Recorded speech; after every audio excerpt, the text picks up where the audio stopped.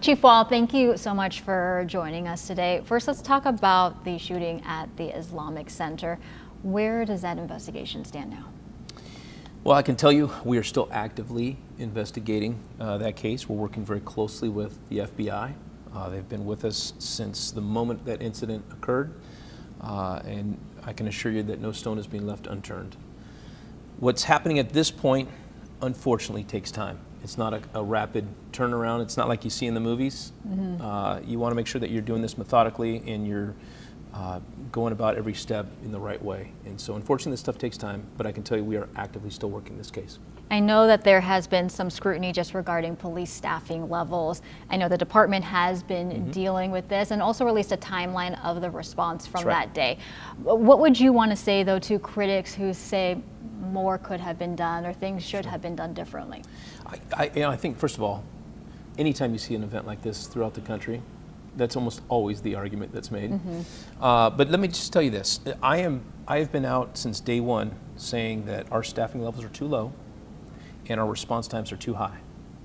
But in this moment, what we know now, our response was shaped around the information that was coming in. And the initial reports of it being a runaway, we get over 1,800 runaways per year, which is at least 5 per day. Our response made that a priority too. Once more information was coming into us, we began to increase our scale, increase the level of response. We have behind the scenes, our dispatchers are trained to recognize key bits of information, and in this case, multiple people, multiple weapons, dressed in camo. Those are things that are not consistent with a suicide. We began to have our threat management unit start investigating this case, start utilizing some of the technology that we have available to us to try to pinpoint where these 2 shooters were at. I can tell you the technology tools that we have are essential in today's world to do this job effectively. No piece of technology or no tool that we have available to us is going to be the perfect all the time solution. But I can tell you it is the most effective tool, especially these license plate readers, in trying to prevent crime as well as respond to crime. Yeah, we're going to talk about those license plate readers in a moment. I do want to ask though, this is something obviously no city ever wants to deal with. How are you and your officers dealing with that emotionally, knowing you never want to think of what could have happened, but it always crosses your mind? You know, it's tough, Melissa, when you have such a horrific event, but then at the same time you also have heroism that was, portrayed all the way through. That security guard, no doubt, saved 140 kids' lives and more faculty and staff at that mosque. Seeing all the officers and deputies respond and with what they knew, they were going into an active shooter environment where they were armed with high-powered weapons, and nobody stood around. Everybody ran towards danger. And when you see those kids coming out of the mosque, the rawness of the moment for them, you could just see in their faces that they don't understand this crazy world that we live in, and why, when they're out in the playground, they're dealing with gunfire and people losing their life. I can tell you that leaves a hole in everybody's heart. But the reality is, at the end of the day, officers need to be prepared to do it again tomorrow. Right? You need to be ready to respond anytime and always be ready for something like that. And that's just the reality of being a police officer today. Yeah, and you talk about the kids, that's the one image that it's really hard to get out of your mind. But the one thing I think to come out of this is that you saw how everyone came together in the aftermath of this. Very proud of that. And you touched on it briefly about some of the technology. So the license plate readers. First of all, how has that helped the department? Well, I can tell you it's helped us in nearly 800 cases since we started them.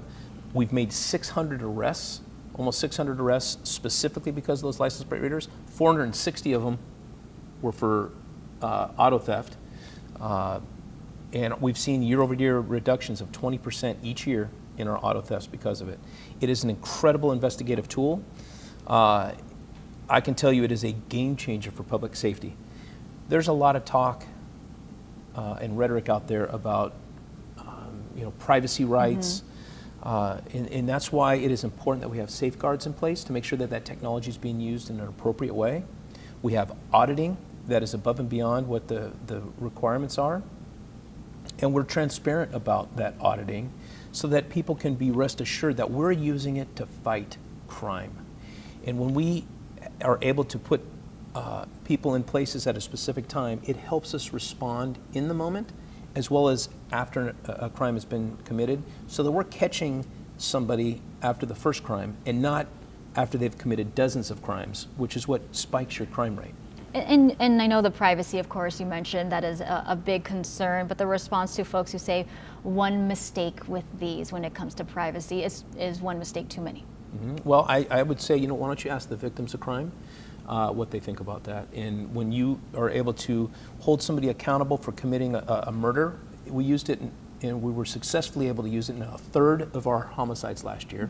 The one case that we didn't solve, the one murder we didn't solve last year, the person went left, license plate reader at the next intersection. They went right, no license plate readers. We don't have the details and information that we need that could be helping us in that case because of that.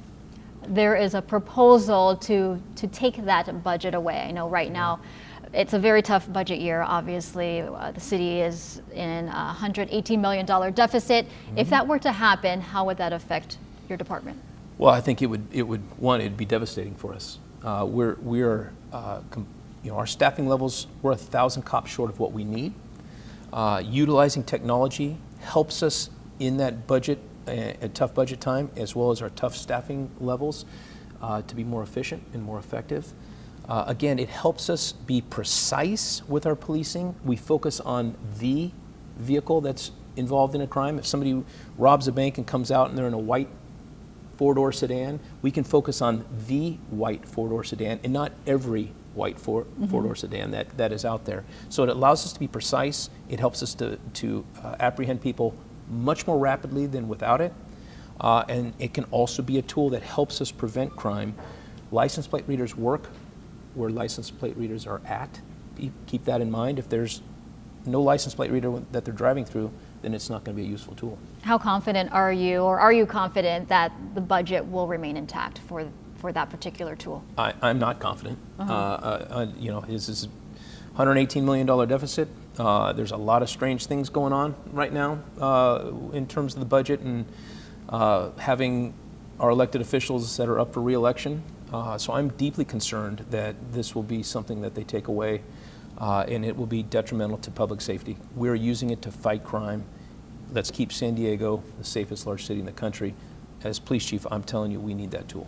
And as police chief, I know that there has to be some tough decisions made when it comes to budget. Yeah. And let's talk about the budget, because that's been a talk, obviously, for months now. There is some talk about cutting middle managers. How does that affect the police department?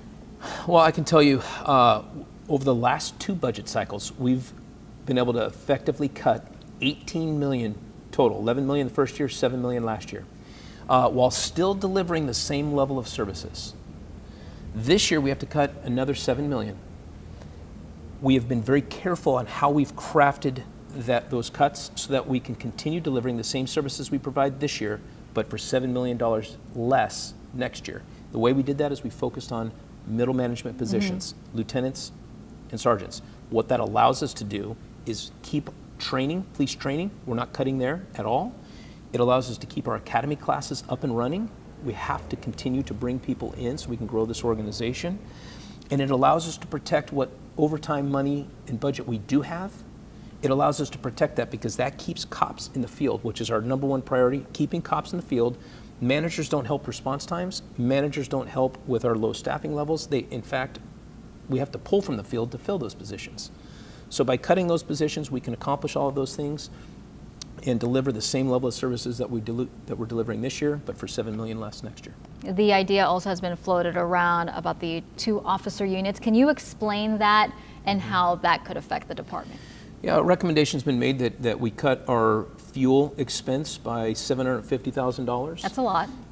That is not chump change. And if we have something like that happen, we're going to be forced to have every officer or every officers basically pair up in a car. So if you have 10 cars in the field, with 1 officer in each, we would go down to 5 cars in the field with 2 officers in there. It's inefficient. When you have an officer on a traffic post, now you've got 2 officers on that same traffic post, right? Or you have multiple officers on an incident, and once things have been stabilized and controlled, you can start peeling officers to go to the other calls. Now you've got 2 officers that are still stuck there. So it would be a very unfortunate circumstance if that was to happen. So the fuel budget, the fuel usage would go down, the inefficiency, in your opinion, would go way up. Absolutely, and I would be terribly concerned that our response times would continue to climb. And I've said all along, our response times are too high, our staffing levels are too low. We have to be efficient with what we have. We have to utilize technology in a smart way, and we're doing that with this budget that we currently have. Let's hope by next Tuesday it stays that way. And then lastly, just in regards to the budget, a lot of San Diegans keeping an eye on it. Anything else that we missed that you feel is important for the public to know? No, I can tell you I am very proud of this organization. The reason that we claim America's finest is because the tough adversities that we do face and the limited staffing that we have, we're able to still provide public safety for this city. They do a remarkable job, and I'm proud of them. Okay, Chief Wahl, thank you so much for joining us. Thank you.